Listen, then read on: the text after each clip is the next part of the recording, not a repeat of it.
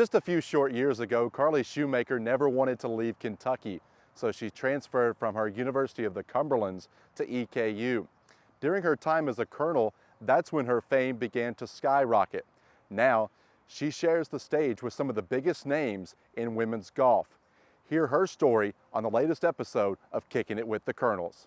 The University Club at Arlington, home of EKU women's golf. Our guest today, Carlee Shoemaker, played on this course when she was a colonel, now a golf media personality. Carlee, thank you so much for joining us here on Kicking It with the Colonels podcast. Thanks so much for having me. I'm excited. What's your favorite memory about this golf course behind me here? I don't know if I would consider it it's my most memorable memory, we'll say. It was the Colonel Classic, so it was my last collegiate regular season event. On hole 10. You can probably see it from where you're sitting right now. Yeah. There's a tree on the left, the very first tree in the little row. I hit my drive, it landed inside of the tree and stayed inside of the tree, and I had to take it unplayable. I'll never forget that. Yeah, that's one you won't ever forget.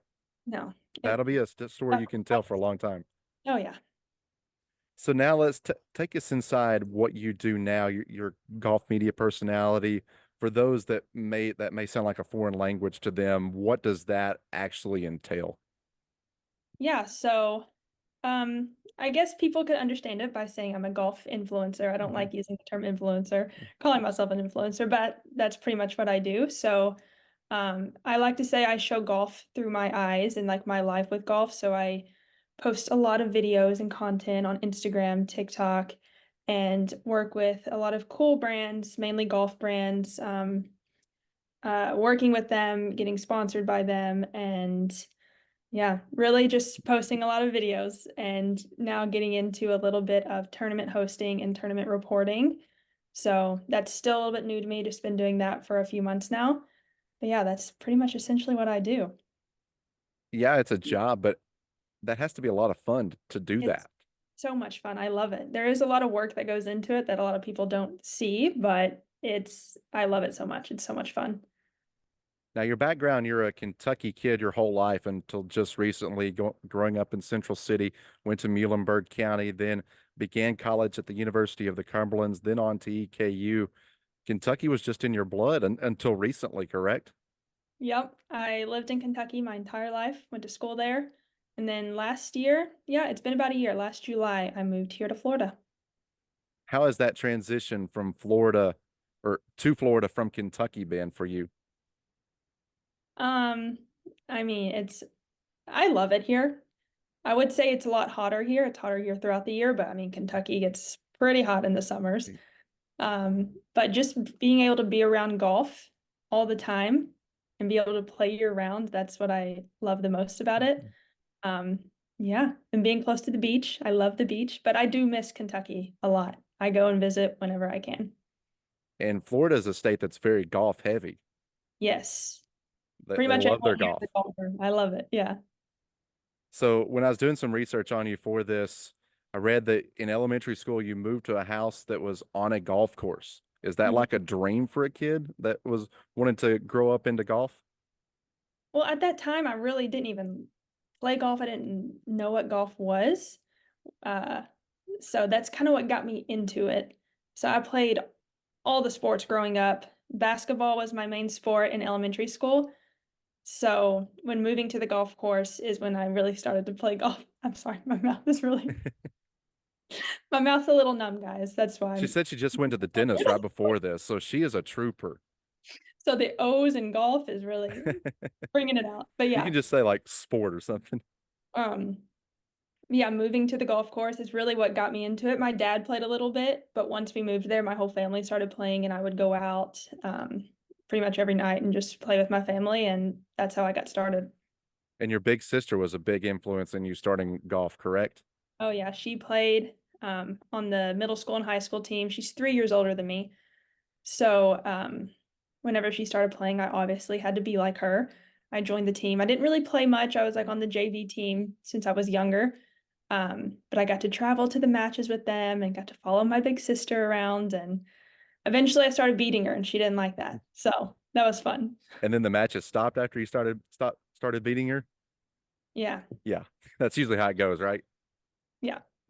So 3 years at Cumberland's, then coming over to EKU, it was right around COVID too. How Hmm. did you navigate all the different changing dimensions of COVID and coming to a new school? Yeah, it was a really good thing for me, but also a hard thing. Because the year that COVID hit and kind of before that, after that was when I was playing really good golf. I was winning a lot of tournaments over at Cumberland's and just really playing good golf. And I wanted to go to the next level. I wanted to transfer, but was kind of scared to do that because I loved Cumberland's and that's where my game grew and I had a home there. But once COVID hit and I knew I got that extra year of eligibility that actually helped me make a decision, I was like, I have this extra year. I'm going to use it to my advantage. So I did decide to transfer. It was hard for me. It was not an easy decision, even though that's what I wanted to do. Leaving my team there and leaving Cumberland's, where my golf game grew to where it was difficult, but COVID actually did help me move and Mhm. make that decision. Well, that's good because it worked the other way for a lot of people. I'm glad it Yeah. kind of helped you with that. Yeah. So, what attracted you to EKU? Um, it was still in Kentucky. I was afraid to move out of Kentucky at that point, even though I did it now. I liked still being close to home. I loved EKU. I loved the coaches. My coach at Cumberland's, my first 2 years, Taylor Riggs, he actually played at EKU and was, I think, the graduate assistant there for a year or so. So having some roots in that, and I've always heard about EKU. We played in the Colonel Classic when I was at Cumberland's. So I just loved EKU. I loved the team. I loved the coaches. So moving there was a good decision for me. Now, when you played here at EKU, you played under Mandy Moore. What does she mean to you? She is incredible. What I loved most about her and Will Silly was the assistant at that time, they both cared so much about you as a person rather than just as a golfer. So, and at EKU, I was going through a hard time with my golf game. So it was really hard on me mentally as well. And the amount of times that I got text messages from them or just asking me to come have a meeting with them just so they can check on me and help get my confidence back up. And they really believed in me more than I ever believed in myself. So having them there as that support system was incredible. And I could never thank them enough for what they did for me. The courses and the matches that you've played on at Cumberland's and at EKU, are there any that stick out? You've got all these awards, you're multiple first team, all Mid South when you're at Cumberland's. Like you said, you've got tournament wins. You shot the lowest single round in Cumberland's history. Was there one meet that stood out to you the most? Yeah, it was definitely, I don't remember the name of it, but the course was Heritage Hill in Louisville. That was the tournament that I shot my career low and also got a hole in one there. So that one was definitely the one that I remember the best. And there's also another one. It was in Alabama. It was a Florida Gulf Coast tournament, I'm pretty sure. And I won that tournament and played. I think it was the first time I played 36 holes in one day at an NAIA school because that's not very Uh, normal for an NAIA school. But I ended up playing really good. I won that tournament, so that one stuck out to me a lot just because I was tired for 36 yeah. holes and ended up winning. You had to be running on adrenaline. Oh yeah, Yeah. those are Are you, hard days. yeah, for sure. Are you still able to keep in contact with any of your former college teammates at either UC or EKU? Yeah. I have a lot of friends still from EKU. I keep in touch with Elisa, Raga, Vilma. I still talk to them a lot. Vilma's coming down in October for my wedding, so that'll be a lot of fun. Now, you mentioned your wedding. How has it been battling your job versus also planning for a wedding as well? It's not easy. Wedding planning is not fun. It's Um, not. they both keep me busy, and my sister is also getting married this year. Oh She's my getting married goodness. actually next weekend, actually. So it's Wow. coming up quick. So helping her and then doing my wedding and doing my job, it's been incredibly busy, but I love it. I love staying busy. So If you can survive wedding planning and getting into a house, then you can survive anything. I speak from oh experience. yeah, That's the hardest part for sure. yeah, it's It's not easy, but it'll be worth it. It'll be fun. I'm looking forward to it. Talking here with former Colonel Carlee Shoemaker here on the Kicking It with the Colonels podcast.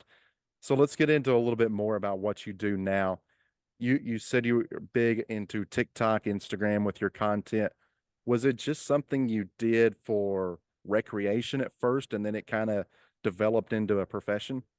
Yeah, exactly. So I started, it was during COVID, whenever we were out of school, kind of on lockdown. The golf course that I lived at, it was still open, so I'd go out, and it was when TikTok first started, like, gaining traction. So I started just posting silly videos about golf, and I just kind of started growing from there. I started getting followers, and I was like, "What is this?" But I kept through it, going back to school at Cumberland's, started just making videos about being a college athlete, days of my life, what a tournament looks like, and still just doing it for fun. It was growing, continued it, going to EKU, and going to EKU was kind of when I started getting a little bit bigger and brands started reaching out. But it was when NIL was just approved and you could first start making money with it. So I really had no clue how to navigate all that. Um, and at that time, at like kind of going into EKU is when I wanted to go professional after. So like golf was the only job in my head. Like I'm going to be professional. That's what I'm doing. And then EKU, I didn't play very good golf. I kind of just started, I don't think this is what I want to do with my life. I don't want my scores to determine my income pretty much. So then I started kind of having a little crisis. I was like, okay, I'm not going to play golf. What am I going to do now? Golf has been my whole life. I haven't like done internships. Like no one's going to want to give me a job because I have no experience. And then social media just started kind of Mhm. blowing up for me. And I stayed at Eastern an extra year to finish my master's. And during that time is when I started working with a manager and really starting to focus on social media and realize that I can do this as a full-time career. And it just kind of Mhm. happened. So it's pretty cool. It's really good because you may not have that professional playing experience, but you're able to stay involved in the game. Yeah. Yeah, I love it. Even if I'm not playing golf, I'm really Mhm. happy that I'm still working in golf. And I do want to start playing again. I'm still working with a coach, and he says in 2025 is going to be the year that he puts me back in tournaments. I do miss it. I miss competing. So I might still keep playing golf, but I love that I have security and like a full-time job still within golf. Mhm. I was going to ask you, are you still able to keep playing? Because when you have that talent, you just don't be able to kind of sit it on the shelf. You need to get out there and start playing. I know, I miss it a lot. I do still play a lot. I get out and practice a lot and play a lot just for fun, just to kind of keep up with it, but obviously not as much as I did in college. Like the hours of practice a day, I don't do that anymore. But I miss it a lot. I think after, what has it been? Almost 2 years since I've been done with Mhm. college golf. It's kind of hit me and I miss it. So I want to get back into it. Now, you mentioned a little bit with NIL just beginning when you were here at Eastern Kentucky. Did you ever kind of think to yourself now that college is over for you? It's like, man, I was just a year or two ahead of the schedule. I could have made some money I doing know. this, Yeah. if Yeah. only, right? Yeah, I'm really happy for the athletes now. It's Yeah. incredible NIL. It's insane for them. So happy for them. But yeah, I do wish it would have maybe 2 years ahead, and I think it'd be cool. Would have helped the scholarship a little bit more, right? Yeah. Yeah. So now some of your assignments have been in incredible places. You've covered the NCAAs, you covered the Solheim Cup in Spain, the Chevron Championship. What were those experiences like? Oh, they were incredible. Doing that kind of stuff, it was never really on my radar. Never imagined myself doing any type of hosting, reporting, whatever you want to call it with Golf Channel, but they reached out to me for the first time last year for the NCAAs, and I was so nervous. I really didn't know what like that job was going to entail, but I ended up loving it. I enjoyed it so much, and then they invited me to the Solheim, then the Chevron and US Women's Open. And then I just finished covering the ISCO championship for ISCO. I wasn't working with Golf Channel for that one, but I'm so happy that they asked me to do that last year because I have found something else that I love doing. and it kind of goes hand in hand with what I'm doing now. So I really enjoy it. And I think a lot of the stuff that you do, especially behind the scenes with your videos and stuff, is people may turn it on TV, and the videos that you put out there are stuff that they're not going to see on a typical broadcast. And I think that's why people can relate to it so well. Do you agree with that? Yeah, that was kind of the goal of them having me do it is Mhm. just, especially for Golf Channel, I really only do like reels and Instagram stories for them. So it's showing a lot of the behind the scenes stuff, kind of the environment of the tournament, the fans, what there is to do for the fans, and then sometimes getting to talk to the players. So it's definitely a behind the scenes look that people don't get to see on TV, and it's a lot of fun being able to show that. Now, for those wondering, what's the process? And I'm wondering myself, what's the process of getting hired for NBC Sports and the Golf Channel? How did that come about for you? Honestly, they noticed me on Instagram. They watched my videos, and then the social media director reached out to me. And it started out with just making a video for them for um, the Chevron Championship the year prior when it was at Mission Hills. It was the last year at Mission Hills, and they wanted me to make a video saying how it was the last year and how it's going to be the final leap into Poppy's Pond. And then after like a few months after that is when the NCAA's were, and they reached out again and were like, we want you to actually go on site and do that. So I think it was just kind of developing a relationship with them, just like talking back and forth and watching my videos, making a couple videos for them, and then just built a relationship from that. And then they asked me to go on site. And now you're adding a little bit of reporting in there as well. That going well for you? Yeah, I still have a lot to learn since like I didn't Mhm. study any of it. Like I've never done that before, so I have a lot to learn and improve on, but it's a lot of fun being able to learn something new and like kind of gain a new skill. So it's been going good. Now, what would you say would be like the current state of women's golf in the LPGA? Because it feels like it's a game that's growing a little bit. It definitely is. I mean, compare it to even 2, 3 years ago, it has grown so much and it's gotten a bigger stage. And I think I love Nelly Corda so Mhm. much, and I think she has helped a lot, like the streak that she's on and how she's been playing this season, um, on the news and just on social media and the stories. Her name's getting out more, so it's getting people interested into what LPGA is and what golf is. And even with COVID, golf grew a lot, so a lot more women are getting in golf, and I think with that in turn, it's making LPGA and women's golf bigger. Um, yeah, I think the media is just giving it a little bit of a bigger stage than it used to, Mhm. and I think it's growing a lot, and there's still so much room for it to grow. And stuff like you're doing, you may not say it, but stuff like you're doing also helps grow the game in a different way as well.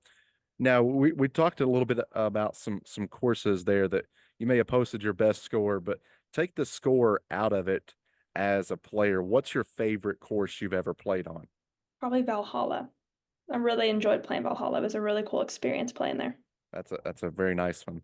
Now, Yeah. your master's is in business, correct? Mm. Yeah. So, are you going to open a golf business one day, or what's your plans to do with that? Yeah, we're actually, me and my fiance are opening one together. We're actually waiting on our samples right now so we can start production. We're Mhm. doing a golf training aid. So on my Okay. social media, I like to post a lot of golf tips and just ways to make golf more simple, learning Mhm. golf in a simple way, because that's how I learn. So we're making training aids that are very easy to use. Anyone can use them. So yeah, we're hoping to get that launched. We were planning on end of July, but production has been a little bit slow. So maybe by August, September, that'll be launched. You're staying busy. You got a wedding to plan. You got all these assignments.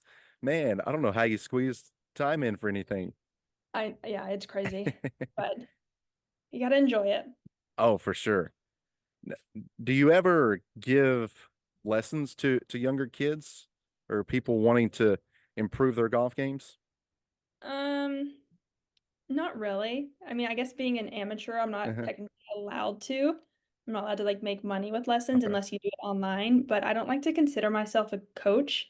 So when people ask me for tips, I'll be like, yeah, you can send me a Mhm, video and I'll give you some tips. Or if someone on the course asks me for tips, I'll give them tips. But like mhm, official lessons, I don't really give official mhm. lessons. Yeah. What would be like if you're talking to a player, a young lady, wanting to take golf as high as they can, what would be your biggest advice to them? Yeah, looking back on my experience with it, it would be to learn to have fun with it and enjoy it. Don't put so much pressure on yourself. That was my number one mistake was putting so much pressure on myself and trying to Mhm.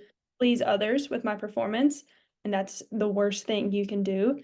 So I think at a young age if you learn to take the pressure off of it, learn to play for yourself and play against the golf course and not play for other people to try to get approval from other people. I think that's one of the most important things when you're trying to take golf to a really high level.